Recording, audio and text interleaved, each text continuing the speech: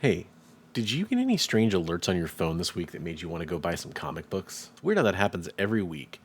And every week, I take a look at all those alerts and I figure out the 5 worst comic books to buy from those lists, like the Key Collector Trending 20, CBSI Hot 10, and the Cover Price Top 10. Hey, I'm Christopher, aka the Bronze Age Nerd, and in this series of videos, I grab books from those lists and I pick out the top 5 worst comic book investments in my opinion, and I provide my reasons. Not only that, I actually follow it up 6 months and 1 year later with price checks to see how those books performed over time. In fact, one of those 1 year later price checks just came out.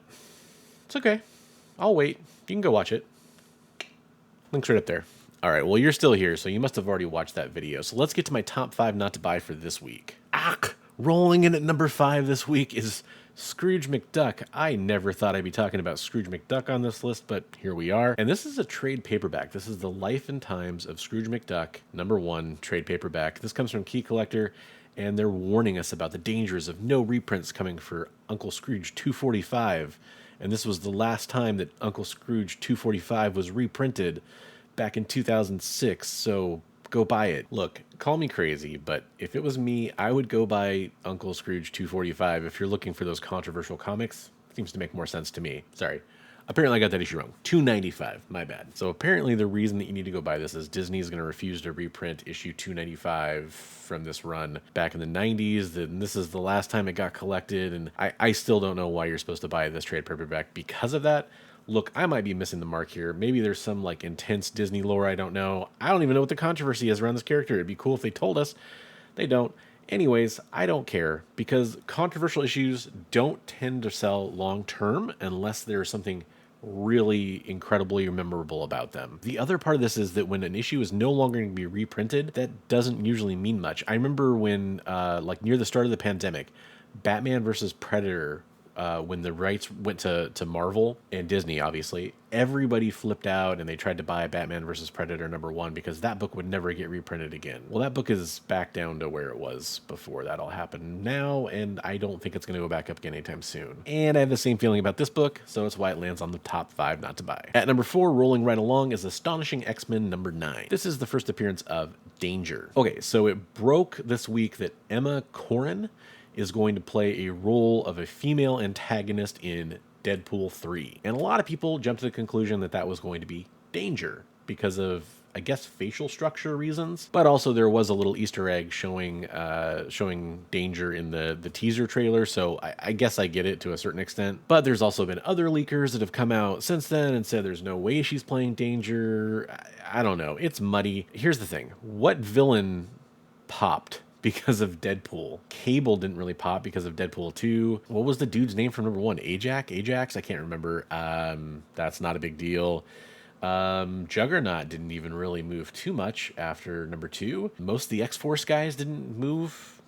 Even if she's in this movie, it's going to be a one and done kind of thing. I was talking to some people in a forum, and somebody brought up a really great point, which I really like, which is we barely even saw the Danger Room in the Fox movies, period. So why would they make a huge deal out of Danger? She still could come into the movie, don't get me wrong, but it's not like she's going to be some staple of some movie franchise going forward for many, many years to come. Boy, I really hope I don't live to eat those words, but I don't think it's going to happen. I mean, there's way too much X-Men stuff that you have to work in before Danger becomes a big deal. So don't get me wrong, Danger could appear in this movie, but my guess is that even if she does, it's going to be kind of a non-event. Speaking of non-events, let's move on to our next book, and then it's Superman Batman 8. Okay, so I always like to throw out a disclaimer here. I actually picked up 2 copies of Superman Batman 8. And it's really for those kind of typical FOMO reasons. I got in super early. I squeezed in a couple auctions. They got them for cover price, essentially. And here's the thing. I'm a big Supergirl fan. If you know, I love Supergirl. I think she's one of my favorite DC characters. Very much love that character. I love Power Girl, kind of all iterations of that character. So I needed that book for my PC. I actually have Batman Superman 9 already, and I was just kind of realizing like, oh man, I actually don't have 8. So I wanted to grab it before it's, a $10 book instead of a $5 book. And so I grabbed it for cover price, got a couple different copies to see what condition they're in. So for sure, I'll give away or sell or whatever the lower condition copy out of the two I get. I'm not that worried about it. But I do like to include those disclaimers because I'm also the person out here talking about this, and you might be taking this as advice. And if you are, I want you to have all the cards on the table and full transparency. Anyways, the reason that it's on the list is because I just don't think it's a good spec book. This is the reintroduction of Kara Zor-El.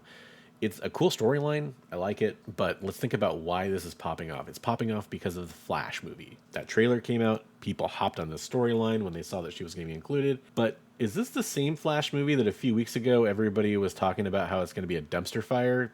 Yeah, it's the same Flash movie. Is this the same Flash movie that has Ezra Miller in it, which is a huge question mark? Yeah, it's the same movie. Look, the Flash could be awesome. I really hope it is, because at this point, nothing would make me happier than to see a successful DC movie. But I have a feeling that this Supergirl character, even if she spins out into further projects, it isn't going to be something where we're going to go back and look and say, yeah, man, Superman Batman 8, that's the book. I just don't see it. I mean, all of her keys, I would go for those more. It's a modern age reintroduction that's very weak. I just can't see it, guys. So for me, this was a PC book. If I'm lucky, I'll sell the other copy and make my money back on the first one. It's not going for that much. Like for a couple days, it seemed like it was going for a lot. Now it's going for like $20. I mean, that's probably going to fall off pretty quick too. And we'll see how it turns out. Now, I do think that 9/8 sales of this book are something to watch out for. And it is worth mentioning that there are some rare and hard to find versions of this book. There's a really cool San Diego Comic-Con exclusive that I've loved for years. It's a Michael Turner cover. Most of the covers are Michael Turner. Even the third print cover is pretty cool. There's a sketch cover. There's a lot of different covers here. Some of those covers were astronomically expensive before, like the San Diego Comic-Con and the international version. Those were ridiculously expensive before this.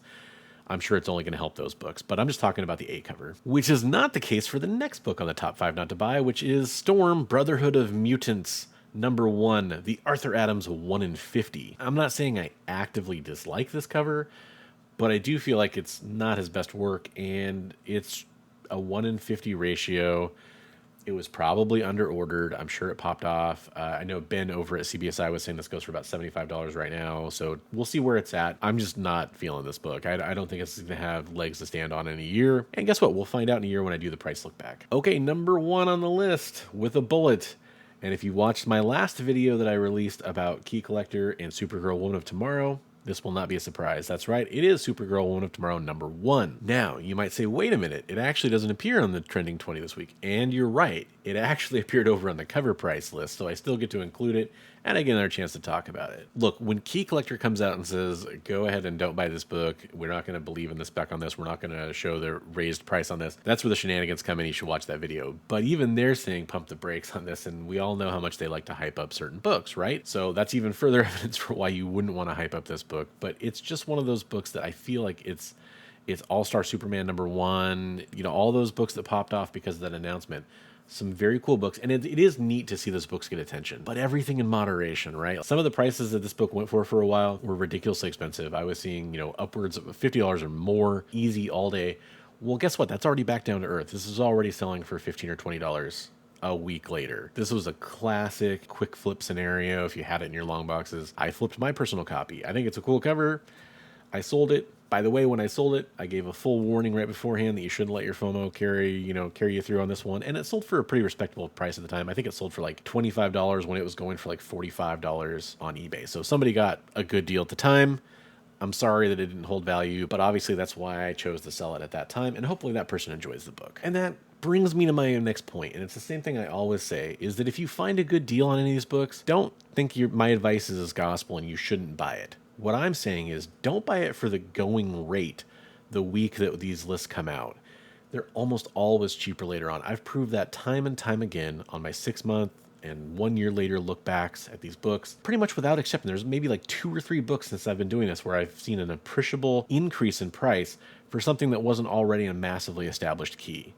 It just doesn't happen very often. You know what else doesn't happen very often? I don't get a lot of channel members, but the ones I do have, which are up on the screen right now, are awesome, and they really help support me. If you're interested in supporting the channel, I don't ask you to like, I don't ask you to subscribe, but if you want to click the join button down below and consider becoming a channel member, that's one way you could definitely help me out. If not, sit back, relax, and enjoy the videos. But for those channel members, you duders are awesome, and I really appreciate that. Thank you so much. Until the next video, I just want to remind you, as always, hey, hey, hey, hey.